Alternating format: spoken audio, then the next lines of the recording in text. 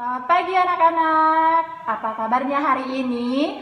Ibu harap semuanya dalam keadaan baik-baik dan dalam sukacita. Ya, setelah kita beberapa hari berlibur, hari ini kita kembali lagi ke rutinitas kita untuk belajar. Namun sebelum kita memulai pembelajaran kita hari ini, kita akan chapel terlebih dahulu, gitu ya. Nah, untuk itu Ibu akan pimpin dalam doa. Mari kita berdoa. Selamat pagi Bapak, Tuhan Yesus yang baik, kami mengucap syukur buat setiap berkat-Mu. Terima kasih buat penyertaan-Mu pagi hari ini, kami boleh Tuhan berkumpul. Kiranya dalam chapel kami, kiranya Tuhan yang tuntun kami, sertai hati dan pikiran kami, supaya kami bisa mempersiapkan diri Tuhan untuk datang ke hadirat Tuhan. Bapak, kami serahkan waktu ke depan ke dalam tangan-Mu, di dalam nama-Mu Bapak, Tuhan Yesus Kristus, kami berdoa dan mengucap syukur. Amin. Nah, seperti tadi yang sudah Ibu sebutkan di awal, gitu ya, kita sudah libur beberapa hari, kita beristirahat sejenak dari rutinitas kita, baik belajar maupun Ibu dalam mengajar. Nah, hari ini kita kembali lagi untuk belajar, begitu ya. Semoga kita memiliki motivasi yang baru, kita memiliki semangat yang baru untuk belajar di kuarter ini. Dan semoga di kuarter yang pertama, anak-anak sudah melihat hasil dari perjuangan kalian selama 3 bulan, itu bisa menjadi motivasi untuk anak-anak bisa belajar di kuarter kedua ini.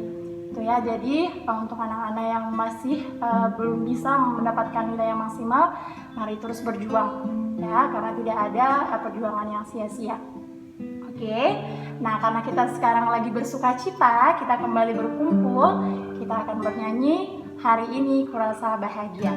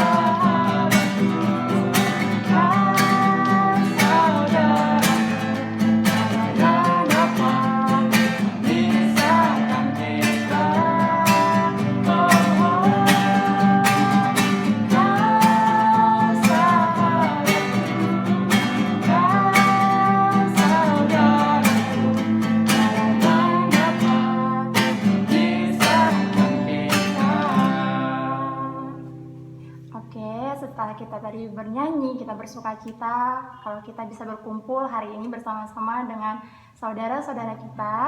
Nah, tiba saatnya kita akan mendengarkan sharing firman Tuhan yang akan dibawakan oleh Pak Michael. Tapi sebelumnya kita akan bernyanyi dulu, kita persiapkan hati dan pikiran kita untuk bersama-sama mendengarkan firman Tuhan. Kita bernyanyi Selidiki Aku.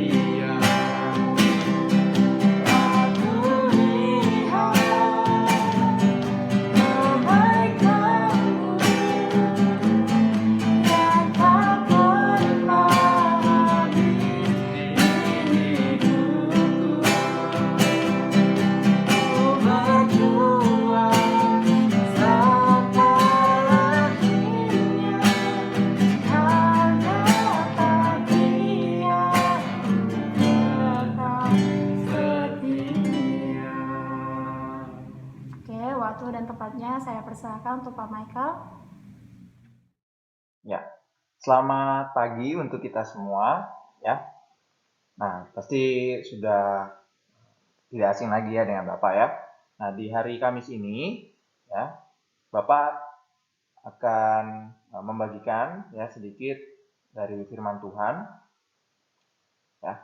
Setelah libur panjang kita, ya, yang seharusnya sudah cukup menyegarkan pikiran kita dan hati kita. Nah, sebelum kita memulai aktivitas, ada baiknya bukan cuma secara jasmani saja kita disegarkan, tapi juga secara rohani. Ya, kita akan melanjutkan chapel ya seperti biasa kita di hari Kamis ya. Harusnya kemarin di tanggal 24 September ya chapel ini, tapi karena ada PSTC sehingga mundur ya di tanggal 8 Oktober ini ya, di hari Kamis. Oke, sebelum memulai mari kita bersatu dalam doa. Selamat pagi Bapak, selamat pagi Tuhan Yesus dan Roh Kudus. Terima kasih Tuhan kalau pada pagi hari ini kami dapat kembali Tuhan untuk berkumpul dari tempat kami masing-masing menggunakan media Teams ini. Tuhan, sebentar kami akan sedikit mendengarkan dari firman-Mu. Buka hati dan pikiran kami Tuhan agar dapat menerima dan lakukan yang sesuai dengan firman-Mu. Berkati juga Tuhan hamba-Mu ini yang akan membagikan sedikit dari firman-Mu. Berikan hikmat dan kebijaksanaan agar dapat memberikan yang terbaik untuk kami. Terima kasih Tuhan Yesus, hanya kepadamu kami berdoa dan mengucap syukur. Amin. Ya. Nah, kalau misalnya kita ingat ya di chapel yang sebelumnya ya itu kita sudah bahas mengenai tulah ya. Jadi yang berarti tulah pertama dan kedua, tulah 3 dan keempat. Nah, kemudian kita akan melanjutkan ya. Sekarang adalah tulah yang kelima dan yang keenam.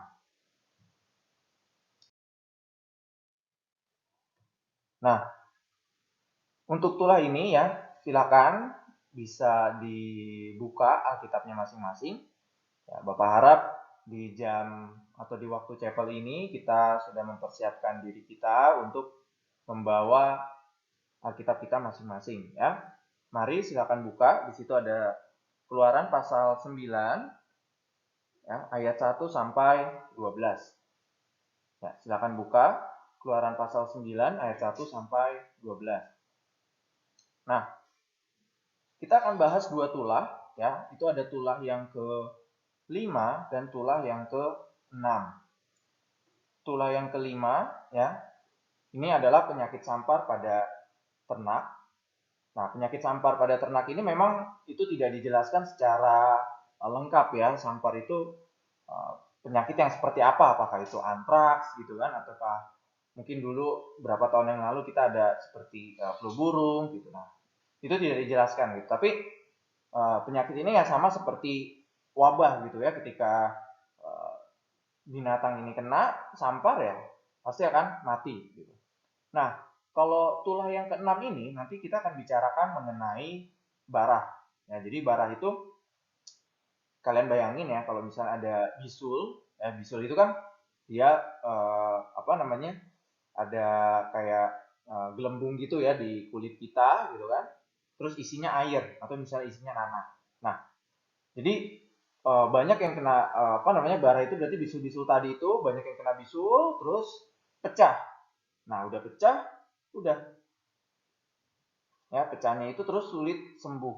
Nah otomatis ketika pecah dan sulit sembuh, ya jadi lukanya itu akan luka yang basah terus gitu ya. Jadi apa namanya benar-benar mengerikan gitu ya tulah yang di apa namanya yang dihadapi oleh orang-orang Mesir pada saat itu. Ya, kita akan baca perikop dari tulah yang kelima dan juga tulah yang keenam. Nah, yang pertama kita akan baca tulah yang kelima ya. Di Keluaran pasal 9 ayat 1 sampai 7. Tulah kelima, penyakit sampar pada ternak. Berfirmanlah Tuhan kepada Musa, "Pergilah menghadap Firaun dan bicaralah kepadanya.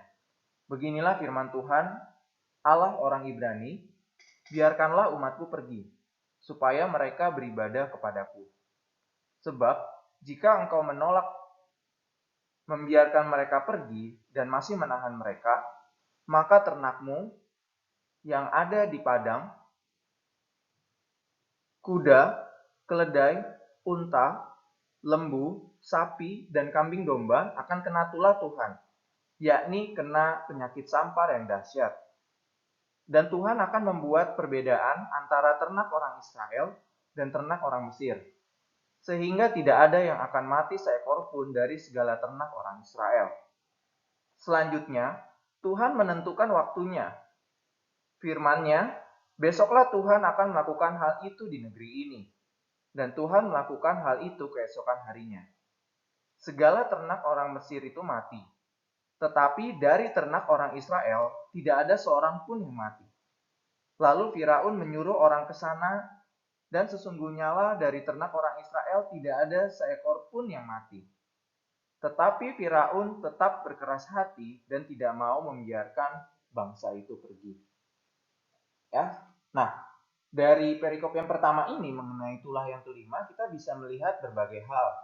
Ya, yang pertama, ya tadi Tuhan meminta gitu agar Musa berbicara kepada Firaun. Ya, kita tahu bangsa Mesir ini udah diperbudak ya sangat lama gitu, terus minta gitu ya supaya Israel ini dibiarkan keluar dari tanah Mesir. Nah, cuman kita bisa perhatikan lagi ya. Di sini yang terkena sampar itu adalah kalau kita lihat tadi hewan-hewannya ya, itu ada kuda, keledai, unta, lembu, sapi, dan kambing domba. Nah, hewan-hewan ini tuh hewan-hewan yang berkaki 4 kalau kita lihat. Ya, di situ bukan yang diserang misalnya kayak burung gitu kan, atau misalnya kayak ayam gitu ya. Nah, nanti kita akan lihat mengapa kok hewan-hewan ini nih yang dipilih, gitu ya.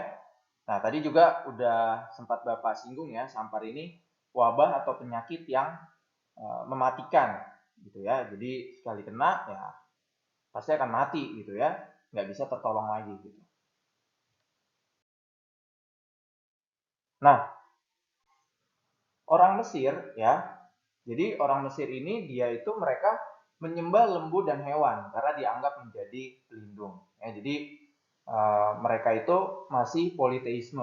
Ya, politeisme itu menyembah beberapa sebetulnya bukan politeisme ya, ada banyak ya, ada animisme, ada dinamisme gitu ya. Bagi apa namanya metode-metode penyembahan ya, karena mereka mengkeramatkan atau mengkultuskan lembu dan hewan-hewan itu tadi ya, makanya hewan-hewan tadi itu yang berkaki 4 gitu yang terkena sampar. Nah, mungkin ya saudara kita masih ada juga ya yang apa namanya ya yang melarang gitu kan karena menganggap ya dia adalah dewanya gitu ya, sehingga nggak boleh dimakan. Nah, tapi di sini karena Tuhan tahu bahwa orang Mesir ini menyembah lembu dan hewan itu tadi ya yang berkaki 4 dan dianggap sebagai pelindung, sebagai dewanya. Nah, inilah ya justru yang terkena sampar gitu. Sebetulnya Tuhan juga sekaligus mau menunjukkan gitu bahwa dewa-dewa yang mereka anggap hebat itu ya, atau binatang-binatang atau hewan-hewan yang mereka anggap sebagai pelindung itu tidak ada apa-apanya dibanding dengan kekuasaan Tuhan. Ya, nah kemudian dari tulah ini ya kita bisa lihat bahwa ternak Israel dan Mesir ini dipisahkan. Ya, yang ternak Israel ini nggak ada satupun yang kena. Ya, tadi di ayat yang terakhir ya. Lalu Firaun menyuruh orang ke sana dan sesungguhnya lah dari ternak orang Israel tidak ada seekor pun yang mati. Tetapi Firaun tetap berkeras hati dan tidak mau membiarkan bangsa itu pergi. Ya, jadi bisa bayangin ya dalam satu negara yang memang terpisah gitu ya, tempatnya orang Israel dan tempatnya orang Mesir gitu ya terpisah. Tapi mereka kan masih dalam satu negara gitu ya. Nah, cuman yang punya orang Israel itu nggak ada satupun yang kena. Tapi yang Mesir itu kena semua gitu ya. Ini jadi sebetulnya ya itu tadi ya Tuhan mau apa namanya menjelaskan gitu ya bahwa Tuhan ini selalu bekerja gitu ya. Tuhan itu nggak menutup mata. Ketika Tuhan mau salah satu ya, walaupun itu di satu tempat yang sama, ya udah gitu kan. Tuhan mau uh, menghukum bangsa Mesir, orang-orang Mesirnya saja atau misalnya hewan-hewannya saja, ya itu bisa terjadi walaupun ya itu ada di satu tempat yang sama gitu. Jadi kita nggak bisa juga ya karena udahlah satu kelas ini kan gitu ya, belum tentu gitu kan. Ya kalau Tuhan berkehendak lain ya, walaupun misalnya kalian bersaudara gitu kan, ada kakak atau adik gitu kan, terus yang kakak gitu dapat masalah, ya bisa aja gitu kan, walaupun misalnya tinggal dalam satu rumah. Atau kalau kita kaitin ke COVID ya, walaupun tinggal satu rumah ya belum tentu kena semua. Bisa kena semua, tapi kalau Tuhan berkehendak lain itu bisa jadi ya. Jadi intinya di sini pertolongan Tuhan itu ada ya, terutama untuk bangsa Israel. Kemudian kita akan bahas tulah yang ke-6 ya, itu mengenai bara ya. Bapak akan bacakan dulu untuk kita semua. Tulah ke-6, bara. Berfirmanlah Tuhan kepada Musa dan Harun, ambillah jelaga dari dapur peleburan serangku penuh, dan Musa harus menghamburkannya ke udara di depan mata Firaun. Maka jelaga itu akan menjadi debu, meliputi seluruh tanah Mesir, dan akan menjadikan bara yang memecah sebagai gelembung pada manusia dan binatang di seluruh tanah Mesir. Lalu mereka mengambil jelaga dari dapur peleburan dan berdiri di depan Firaun. Kemudian Musa menghamburkannya ke udara. Maka terjadilah bara yang memecah sebagai gelembung pada manusia dan binatang. Sehingga ahli-ahli itu tidak dapat tetap berdiri di depan Musa karena bara-bara itu. Sebab ahli-ahli itu pun juga kena bara sama seperti semua orang Mesir. Tetapi Tuhan mengeraskan hati Firaun sehingga ia tidak mendengarkan mereka, seperti yang telah difirmankan Tuhan kepada Musa. Ya, nah di sini ada penjelasan sedikit ya tadi mengenai mengenai bara ini. Bapak udah jelaskan di awal ya. Nah yang perlu digarisbawahi adalah ambillah jelaga gitu ya. Kalau jelaga mungkin yang bisa mudahnya ya, kalian bisa lihat itu adalah hasil pembakaran dapur api ya. Misalnya kayak kalau kita lihat jelaga itu di wajan kita gitu kan, wajan bawahnya kan misalnya hitam gitu ya, atau misalnya panci ya, atau dari hasil sisa pembakaran gitu, terus ada yang hitam-hitam gitu ya. Nah itu kan ada serbuknya, ada debunya gitu kan.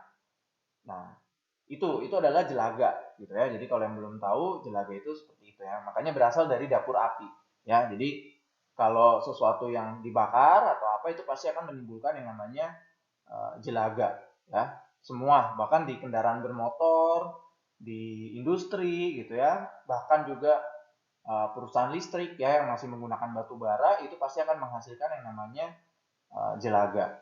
Nah, kenapa Tuhan mengambil jelaga? Di sini juga ternyata ada maksud tertentu gitu. Jadi sama tadi seperti yang kenapa sih kok hewan berkaki 4 ya, kayak tadi lembu, sapi gitu ya yang dipilih, ternyata jelaga ini juga ada maksudnya gitu ya. Nah, di sini ada tertulis ya, dapur api adalah lambang kekayaan komersial dari dan kesenian Mesir.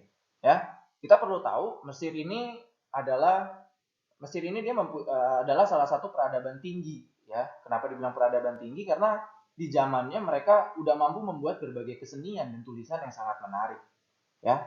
Mungkin juga kita kenal ya beberapa peradaban-peradaban lain yang cukup uh, tinggi ya pada masanya gitu kan. Ada peradaban suku Aztec, Inca, Maya gitu. Terus juga ada Mesir ya, di Cina juga sama gitu ya. Itu adalah contoh-contoh yang mereka memang dikategorikan sebagai kebudayaan yang tingkat tinggi gitu. Karena di zamannya mereka udah mampu membuat tulisan, membuat kesenian. Nah, tapi dari kesenian dan kebudayaan yang tinggi itu ya, itu yang menghasilkan ini tadi ya, jelaga itu tadi ya. Misalnya dia mau buat perhiasan ya kan, harus dilebur dulu kan ya, lebur pakai apa, pakai api. Nah itu jadi seperti itu.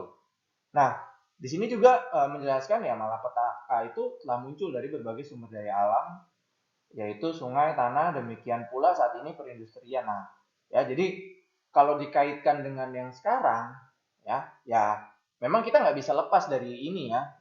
Beberapa negara gitu kan selalu berusaha untuk memperbaiki standar hidupnya gitu supaya jelaga atau misalnya uh, polusi ini tadi itu nggak berkembang semakin besar gitu ya. Makanya standar-standar untuk kendaraan bermotor gitu kan ya sekarang udah sampai Euro berapa gitu ya, Euro 2, Euro 3, Euro 4 gitu. Dan bahkan kita juga bisa lihat ya bagaimana negara-negara maju itu mereka pembangkit listriknya itu udah nggak ada lagi yang pakai batu bara gitu ya. Cuman ya inilah di Indonesia masih menggunakan gitu ya batu bara, bahkan pembuatan perusahaan listrik juga yang terbaru masih pakai batu bara ini gitu ya. Nah, ini menjadi sumber kesulitan baru.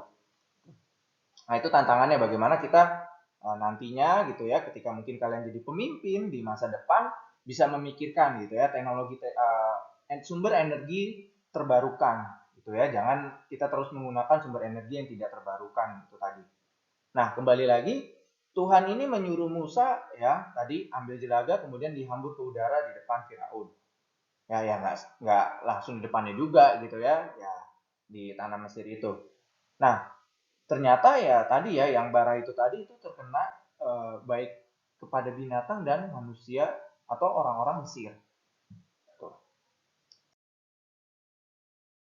Nah, ini ya alih-alih Mesir juga terkena bara. Nah, tapi kita lihat ya kalau misalnya tadi di ayat yang pertama ya 9 ayat pertama ini Tuhan menyuruh kepada Musa ya supaya bangsa Israel ini diizinkan untuk keluar dari tanah Mesir. Tapi di ayat yang ke-12 ya, Tuhan justru mengeraskan hati Firaun. Nah, ini jadi kontradiksi ya. Di satu sisi Tuhan nyuruh gitu kan. Bapak juga sempat jadi malah berpikir gitu ya. Tuhan menyuruh bangsa apa namanya Musa ini untuk ke Firaun supaya Firaun ngelepasin bangsa Israel. Gitu kan. Tapi di satu sisi Tuhan malah mengeraskan hati Firaun gitu supaya Firaun ini nggak mengizinkan bangsa Israel pergi.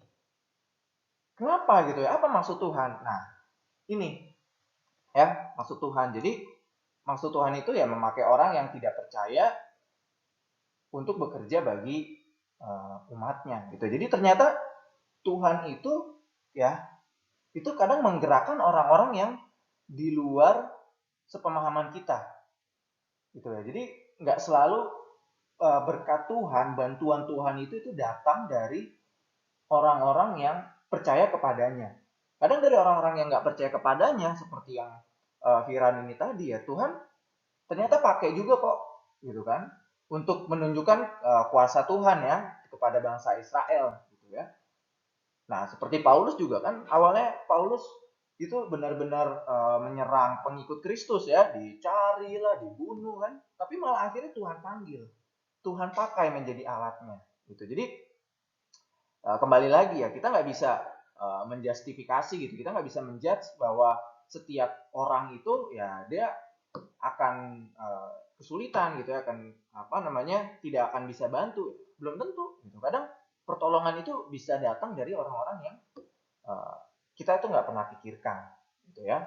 Nah itu jadi sekian ya chapel kita hari ini gitu ya. Nah kita akan tutup dalam doa. Oke, mari kita bersatu dalam doa. Terima kasih Tuhan Yesus, pada pagi hari ini kami telah sedikit mendengarkan dari firman-Mu. Benar Tuhan,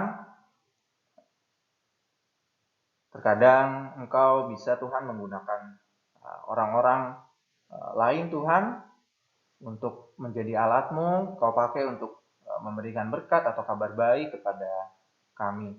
Biarlah Tuhan kami tidak mengeraskan hati seperti Firaun Tuhan ketika kami ditegur, dan juga kami dapat terus meyakini Tuhan bahwa penyertaan dan berkat-Mu akan terus selalu melindungi dan melingkupi kami. Terima kasih Tuhan Yesus, hanya kepadamu kami berdoa dan mengucap syukur. Amin. Oke, ya selamat belajar ya di pelajaran yang pertama. Oke, Tuhan Yesus memberkati.